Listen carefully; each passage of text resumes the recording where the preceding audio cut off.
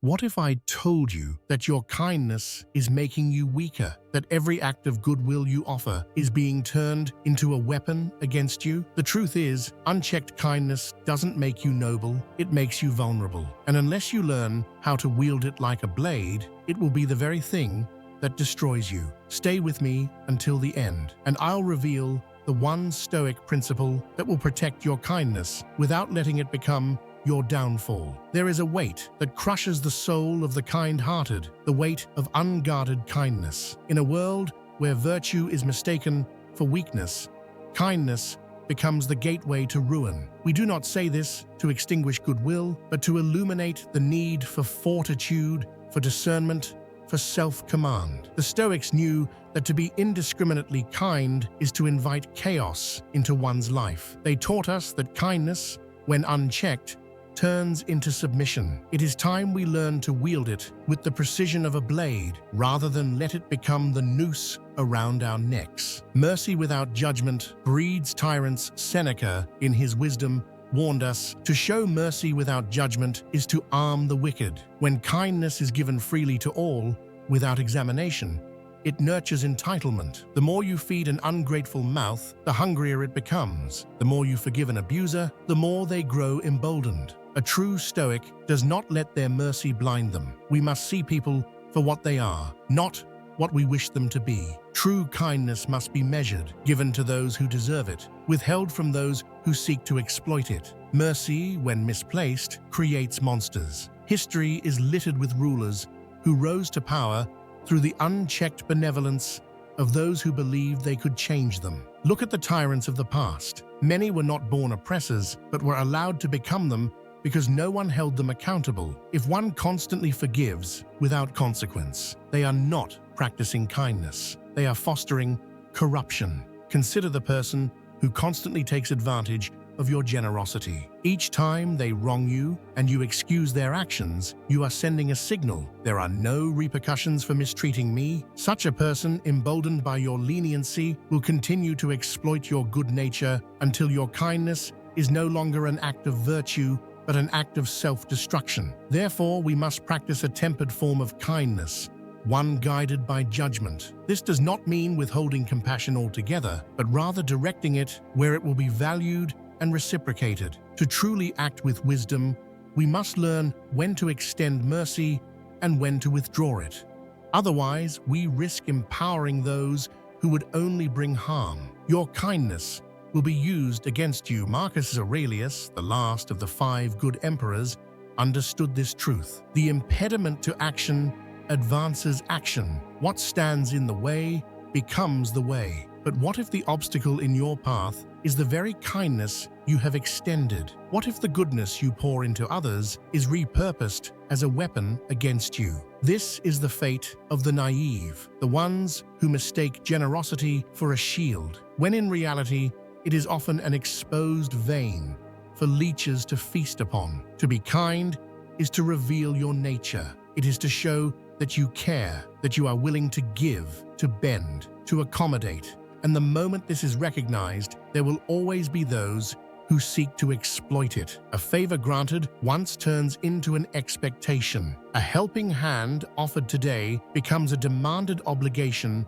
tomorrow. What was first accepted with gratitude will, in time, be received with entitlement. This is the way of the world, and it is foolish to expect otherwise. Overgiving destroys the giver. Epictetus reminds us, man is not worried by real problems so much as by his imagined anxieties about real problems. And one of the greatest anxieties of the kind-hearted is this: what if I am not doing enough? This question is a parasite. It burrows into your soul, feeding on your guilt, your compassion, your sense of duty. It whispers that saying no is selfish, that holding back is cruel. But what is truly cruel is self-destruction under the illusion of virtue. To give is noble, but to give endlessly, without boundaries, without discernment, this is a slow form of self-burial. A well that pours without limit will run dry. A fire that burns too hot will consume itself. A candle that gives too much of its flame will vanish into the darkness. The illusion of reciprocity. One of the most painful lessons in life is realizing that kindness does not always beget kindness. Many live under the illusion that if they treat others well, they will receive the same in return. But life is not a trade, and people do not always abide by the unspoken laws of fairness. Musonius Rufus reminds us that a good man does not act with expectation, but a wise man also does not waste his goodness on those who trample over it. The Stoics never said to be unkind, but they warned us against being blind. When you give too freely, expecting reciprocity, you set yourself up for disappointment. You must be strong enough to do good without needing anything in return, while also being wise enough to know when to walk away. Pity weakens the soul. Pity is a deceptive emotion. It makes you believe you are being virtuous, when in reality you are enabling weakness. To feel sorry for someone is not to elevate them, it is to make them dependent on your strength. Marcus Aurelius urges us to be good rather than debate what goodness is. This means demonstrating resilience, self-reliance, and wisdom. A Stoic does not wallow in pity, for it serves neither the giver nor the receiver. Instead, we should inspire others to rise by showing them the power of fortitude. Pitying someone often does more harm than good. It places them in a position of victimhood rather than empowerment. If you truly want to help others, do not feel sorry for them. Teach them, guide them, and challenge them to grow. The soft-hearted are devoured. There is a brutal reality that many refuse to accept. The world does not reward softness. Those who walk through life with open hands, expecting fairness, will find themselves empty-handed. The strong survive not by being cruel, but by being aware. Seneca's words, "Misfortune is virtue's opportunity," remind us that hardship is a test. If you refuse to acknowledge the dangers of blind kindness, you will be swallowed by them. The kind-hearted who fail to protect themselves become prey to those who seek to take advantage. A Stoic does not ask the world for fairness. Instead, he prepares for its harshness and fortifies himself against it. The good